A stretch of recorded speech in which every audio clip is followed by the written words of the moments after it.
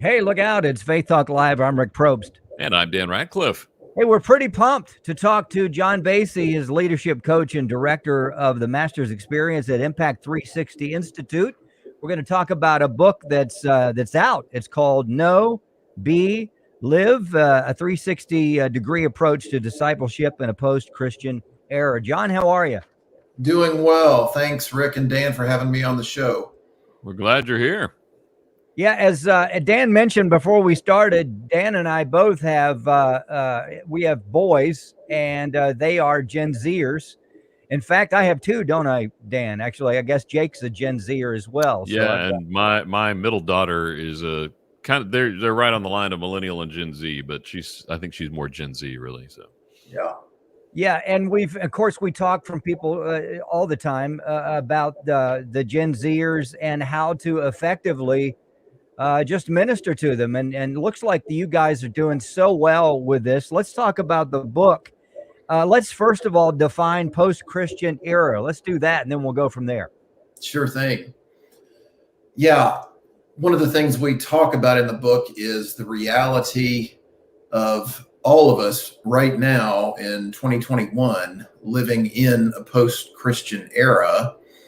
And what we mean by that is not that somehow there are no longer any Christians or any more Christian culture as such, but rather, as opposed to say even 10, certainly 20 years ago, there is much less of what we'd call thick sociological Christian culture here in the United States, culture that would inform our political realities, culture that would inform the media, more traditional culture, Christian culture, you might say. So it's not that we're saying there's no more Christian influence. It's just that we can no longer assume some of the things that we used to be able to assume outside of our evangelical Bible-believing churches.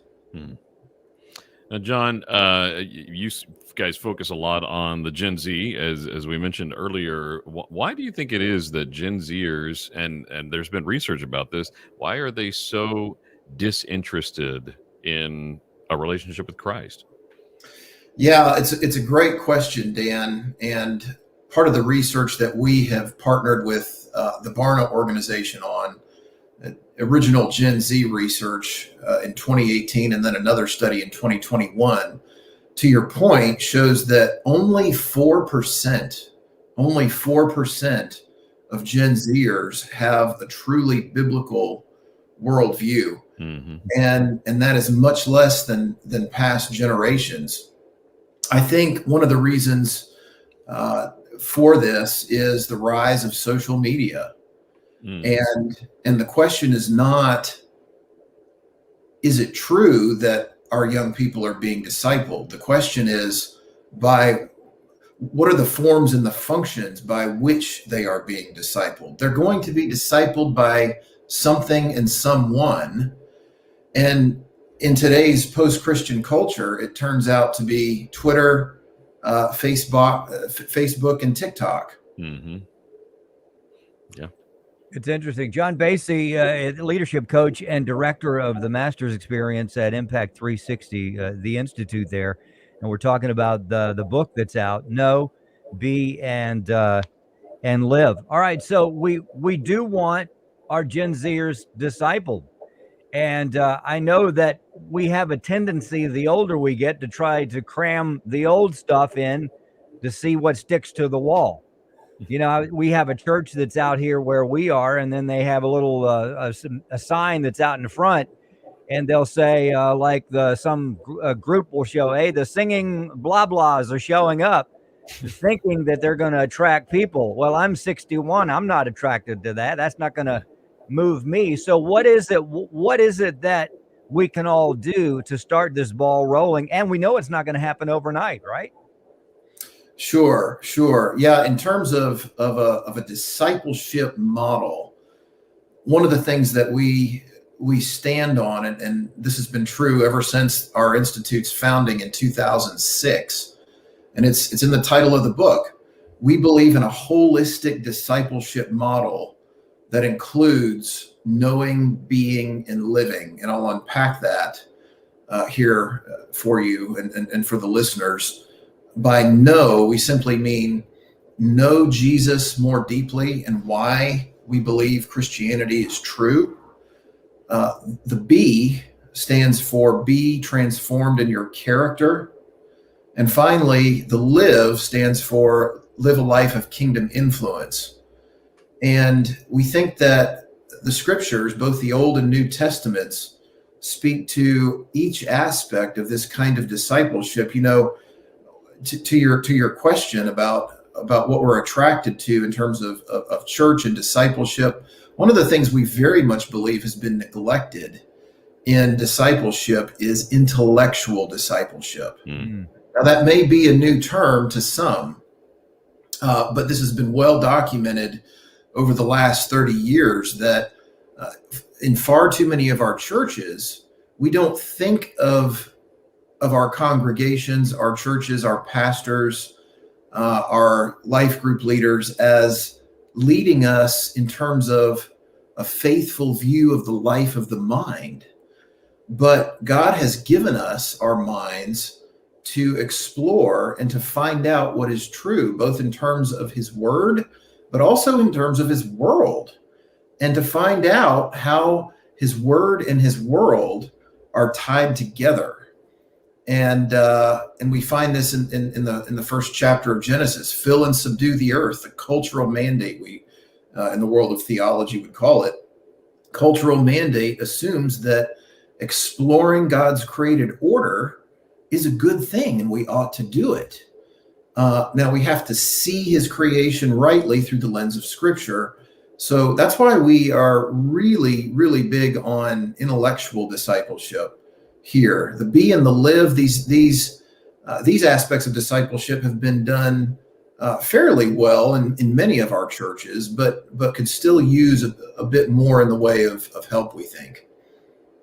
And the intellectual part, I think it's so important, because if we're not doing that, when they get to college, the college professors will be more than happy to do that and fill it in with more of a worldview, right? That's exactly right. And we see it happening all the time. Yeah.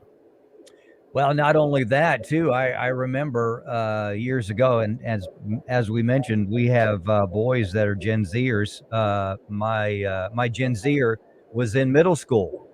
And he was being discipled in their own worldview then. And then later to find out what was going on, we were trying to correct some of the erroneous stuff that was being thrown at him. And it's been a challenge still today. So it's something that we've got to take a look at.